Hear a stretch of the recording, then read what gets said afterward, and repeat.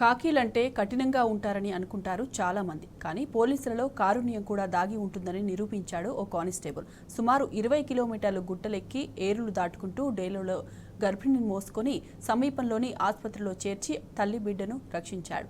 ఛత్తీస్గఢ్లోని రాయ్గఢ్లో తారే మైరీ గుట్టుపార గ్రామానికి చెందిన సుస్మిత అనే గర్భిణి ప్రసవ వేదనతో బాధపడుతుండగా కానిస్టేబుల్ కిషోర్ కాల్కే ఆమెను డోలేలో మోసుకుని హాస్పిటల్కు తరలించాడు.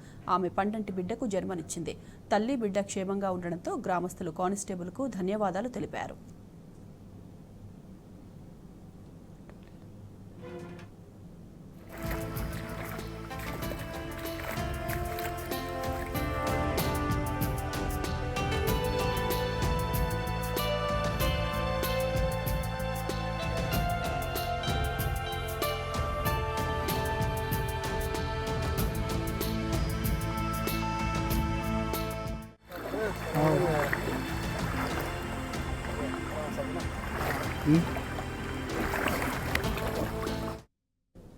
ఖాకీలంటే కఠినంగా ఉంటారని అనుకుంటారు చాలా మంది. కానీ పోలీసులలో కారుణ్యం కూడా దాగి ఉంటుందని నిరూపించాడు కానిస్టేబుల్.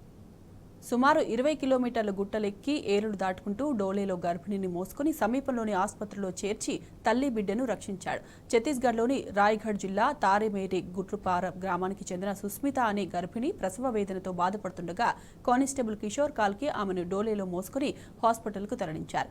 ఆమె పండంటి బిడ్డకు జన్మనిచ్చింది. తల్లి బిడ్డ క్షేమంగా ఉండడంతో గ్రామస్తులు కానిస్టేబుల్కు ధన్యవాదాలు తెలిపారు.